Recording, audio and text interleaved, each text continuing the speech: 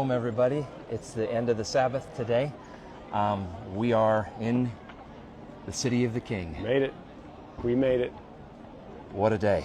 We want to do a recap before we lost it all, because every day seems to be full of new emotional experiences.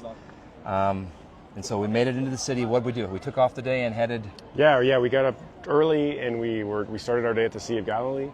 And I actually saw a group of soldiers right outside where we were staying. So I started my day speaking to these soldiers. By the time we drove past them, they were gone. But evidently they had been called into that area because of there was activity going on. So then we all headed north. This is something that we had planned to do. We desired to go as far north as we could. To the border of the next country north. But we didn't know if that was going to happen. That was one of the ifs on the schedule, that we're going to try. And if the Lord wills, we'll get through there. If we get stopped, we won't. And everyone, two checkpoints led us through. So we actually got to go to a town 2 kilometers from the border. Which is, just a hair over a mile. No traffic. No one else is out there except for the people that live there. And we are so glad. Oh, my. That we found this family. We planned on it. We were aiming for this family. It wasn't a random thing.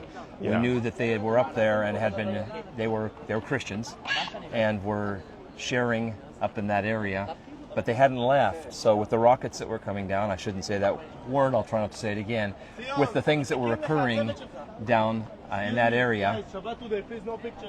Thank you. Thank you, brother.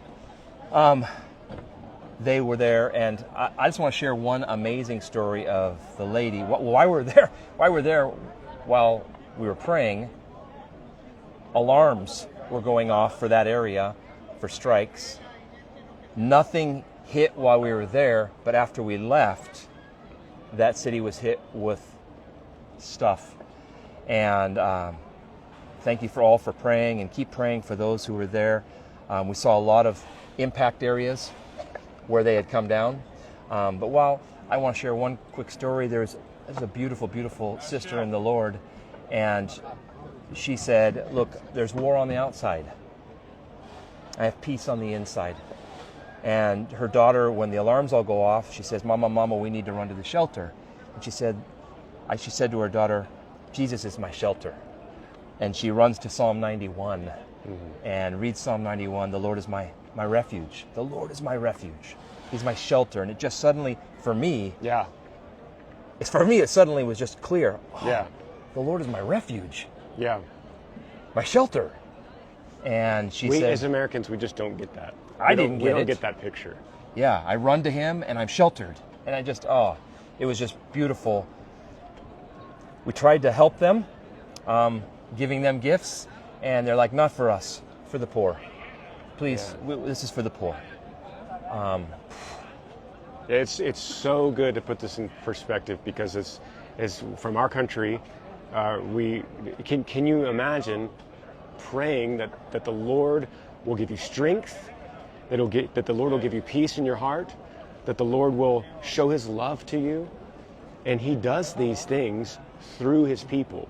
And so he gives strength, encouragement, peace, hope, love through the brothers and sisters. And so for us to be on one side of it, that's our duty as believers. That's our obligation in obedience to Jesus, is to fulfill this love and hope and peace. And we can't begin to understand what it would be like for them to be having the time that they're having, and all of a sudden this van pulls up. People, hey, we love you. And these guys jump out of the van from all the way across the world, saying, we've come here to sit with you. And they say, why? To eat. Why would you come here? No one's even on the street. No one comes here. So we've come to break bread with you, to eat with you, to tell you that Jesus loves you. Yeah, it was, and they were full of joy. They were so full of joy. And we had to leave, and we left. We were able to make our way out. We did meet. I wanted to share another story of another family to give you an idea of the fear that everybody's living under. We're in South now. We're in the South. Nothing is happening like in the North. I mean, it's still possible, danger place, but it's not like in the North where it's occurring continually and people are continually worried about what's coming out of the sky. We went to one family. I don't know if we shared it yet. One girl, did we share about that? The 16-year-old girl I who was believe. afraid to leave. No phone here, please. Okay, thank you. No, stop it. I know. Thank you. Would you? Should we move a little bit for you? Would that make it better? Where could we go? Yeah, it's Shabbat, right? Yes, so do it outside, not here.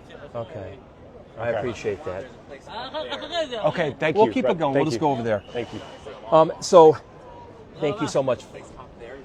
Thank you. Okay. Oh, that's wonderful. Just right here. Thank you very much. Thank you.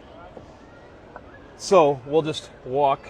It's Shabbat until 7:30. So in an hour, then things change. It's not a law, but there is a lot of zeal, and so we'll go this way. But we can keep talking. So now you're getting a real live thing. Okay. So where was I? So she's in her house, and absolutely, we'll go out here and go up. Absolutely afraid to leave her house. And if we did cover it, I'm sorry, we're covering it twice. Our exit's over here. Her heart, she was like a prisoner. She said she was a prisoner in her house. But that was just the first one. Here's the second one that happened today that I wanted to share. It was a 15-year-old boy. Maybe we could post up here. It was a 15-year-old boy, and he was so scared that he wouldn't leave his room. Yeah. He used to go outside and play soccer. Now we're talking Nazareth, which hasn't received a lot of impact. But he's so scared, so much terror and fear. We were able to encourage him, remind him that God is a refuge. We used the one the lady gave us from the north. That God is your refuge. Read Psalm 91. And 2 Timothy 1:7. 2 Timothy 1:7, which Yeah. if you're afraid, that's a good one to read. And he prayed.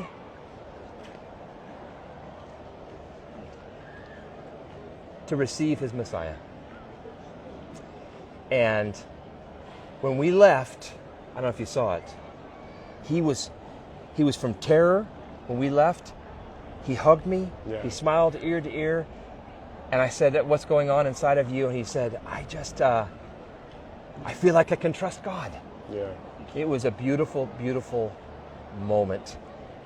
So thankful to God for it. That was mine. Meanwhile, That was in Nazareth. I don't think we said that was in Nazareth. yeah, in Nazareth. And we went to the brow of the hill. I think we posted the brow of the hill where they were going to cast Jesus off the top of the brow of the hill. People who were a little violent, and he walked through the middle of them. But while that was going on, you had his brother Yeah. in the kitchen doing one-on-one, sharing one-on-one. And how was that? It was interesting because so many people. I had to get him away from you guys because I had a feeling it was going to become a distraction. He wasn't really listening. It was needed. Okay. Seriously, if you hadn't done that, we would not have had those conversations. He was dominant. Okay. So I took him to the kitchen. I said, "Hey, show me how you make Arabic coffee." Yeah. And so he was really interested in that. But here's the thing. I said, "Are you a Christian?" And we've heard this so many times in these Christian villages. They say, "Of course." Yeah. Just like that. Of course. And I said, "How long have you been a Christian?" And he said, "I was born a Christian." Right. Now, the cultural Christianity that we know in the U.S. is a real thing. I didn't realize the extent of it here. And so I said, "Do you know that Jesus said, you must be born again?" Yeah. And he didn't. It was the first time he heard of that. And he said, "That's an opinion you have." And I said, "No, brother, that's in John chapter 3. When I didn't know you were doing that, so when I would share the whole story because I had no clue that was going on in there. And I'm trying to watch my words where we're standing Yeah. right here. It could be a bad Because thing. that conversation happened. We're close to where we are, but Yeah. and so we had a conversation and to find out it's what it is. It's a work-based religion. It's a work-based righteousness. It's based on his righteousness, the man's, and how he obeys to accept his Messiah. And so that's the flawed Christianity that they have. It's a I don't know if it has a name. Maybe we should give it a name if we leave here. Well, actually, we did give it a name. It's the flashlight, the battery-free flashlight. Flashlight without batteries. That's what it was. And so, in Yeah. fact, that was ended up being used when we were sharing Yeah. the gospel with them. Was look, yeah, you got a flashlight, but your battery's off. You got no battery. There's no light, and they got it. Yeah. So basically, it's a battery-free flashlight. So we walked through that. I explained the gospel, and there's always a little bit of a language barrier because the guys that do understand English know it a little bit. Yeah, it's not perfect. So we have listening material, Yeah. the 4 gospels, and we have them in 2 languages here, and the 2 languages that are spoken in this country. Watching my words the best I can here, so that this video is okay and people around me are okay. But so I gave him that, and then I gave him an explanation on who Jesus is. And it was good because he said, I want to be a lawyer one day in the United States. Oh. Will you help me speak? And I said, actually, you could read this and it'll really help Your help English, yeah. your English. Yeah. And he was like, oh, this is great. great idea. I don't have anything in English It's a good to read. idea. Yeah, so Lord willing, then we prayed with the family, but continued prayers from you for the fruit of the seeds that are being planted. Yeah. Praise the Lord for that. Anyways, I know we're going to get in trouble for it, but we're going to go ahead and keep talking, and our brother Bald Eagle is just going to turn and show you the beauty of the Wailing Wall. Just kind of turn around, and we'll keep talking. What you're looking at is the retaining wall from Solomon's Temple, and it is the place where the Jews go to pray because it was as close as they could get for years and years and years to the holy place. They couldn't get any closer. They were not allowed on the Temple Mount. Now it's changed a little bit, and they are allowed on the Temple Mount, but with a lot of restrictions. But they've gathered there for prayer because that was the leftover of the temple. There's no temple. There's no sacrifice. They have no lamb to sacrifice for their sins. They have no way to deal with it. They just try and do enough good works to make up for the bad works. That's like trying to put more water into dirty water to make it clean. It doesn't work. It's still dirty all the way to the end. But for anyone watching that might not quite understand that, all religions essentially are the same. The same. They're all the same except for one. Except for one. Yeah. It's very unique. And another thing I thought of, if anyone's wondering what happens to that family, we have people that will follow up every week. So no one is left. We don't leave one of these places and just go, well, Lord, it's up to you. We're actively working that someone's following up, and we'll meet with them. In discipleship. So you couldn't hear that because our mics are on. Bald Eagle nailed it. Jesus didn't say go make churches. He didn't say go make believers. He said go make disciples, which starts with believing, right? And then you teach them all things that I've commanded you. Mm-hmm. And then disciples will naturally want to gather. Yeah, and that ends up being a church. And then it's a church. Yeah. Which is the word for gathering. Yeah. Ecclesia. Yeah. Called out. So we'll wrap it up here. We wanted to give you an update before we lost it all. Thank you so much for your prayers. You can be in prayer. We did give this Instagram channel to a few people down by the Wailing Wall, young people, because they have a relative who just extracted some people. And he's having a hard time dealing with the things he saw and experienced. And we offered if you'd like to talk about it. So we may have some interview of some sort from an officer who is involved in helping. Yeah. That may be something we get to do. I don't know, and I don't know if we can even air it. It will not be live because we'll need to make sure we don't do something that is harmful to him or to the nation or to anybody. That we don't want opposing. We don't want governments angry at us. Yeah. But we would like you to know the suffering. The goal of our trip was to experience the suffering with them. I mean, it's so good to look at somebody who's afraid in a place where a terrible thing can happen and to say, you know what, I know you're afraid and I am physically right here beside you. And if you get hurt, I get hurt. I'm here. I'm experiencing it with you. It creates, it's a love. They feel loved. Yeah. So thank you for everything you're doing. And I would just say one more thing. Do you know what it is? Keep looking up for him. God bless you guys. Yeah.